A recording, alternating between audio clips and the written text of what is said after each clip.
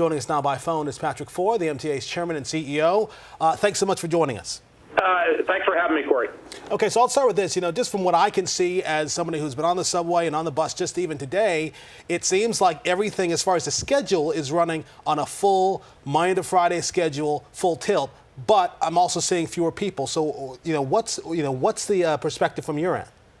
Well, look, ridership is declined significantly. That's not surprising, given the pandemic and given the steps that the governor has aggressively taken to reduce crowding and to emphasize increasing social distance and doing everything possible to limit the spread of the virus.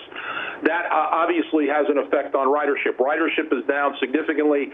Subways, bus, Metro North Long Island Railroad, and also bridges and tunnels. We're running normal service today. We're running normal service tomorrow. Increasingly, we are carrying first responders, nurses, doctors, hospital workers, transit workers, police officers, firefighters, home healthcare aides, utility workers, and the people who literally move and make New York work, healthcare professionals, transit professionals, etc. We're very focused on getting them to and from their jobs. We've been in conversations with the Hospital Association of New York and the city the city of New York and the state of New York with respect to what first responders are going to require. Of course, we're taking a look at the schedules. We have contingency plans. This is an agency that survived 9/11 and Superstorm Sandy and other acts of God. And when we're in a position to make changes to the schedule, we will announce it to the public, our customers, and the media.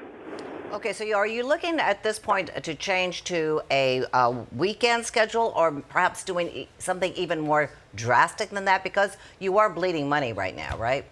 Yeah, we are bleeding money. Obviously, this is a national crisis, and it requires a national solution. That's why I wrote a letter to the congressional delegation yesterday asking for $4 billion of funding.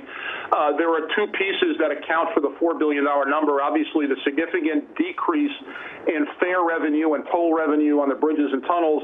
And also, since the crisis began, we have intensified the frequency and intensity of disinfecting stations. Stations are being disinfected twice a night.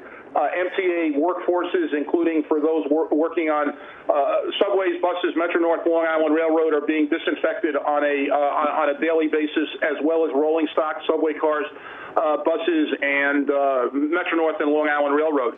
That accounts for the increase. We believe this is a national crisis requiring a national solution.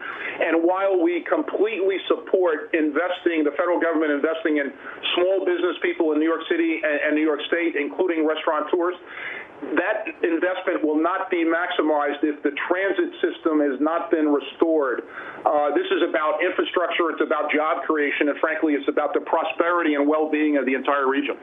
And I just want to ask you this, because I know the Transport Workers Union, they're saying that you guys, the MTA, should be arranging for testing for transit workers, especially those who are presumptively positive, and also for others who work close with them. What's the response to that? Obviously, we've seen testing increase, but I would assume you're as frustrated as everyone else.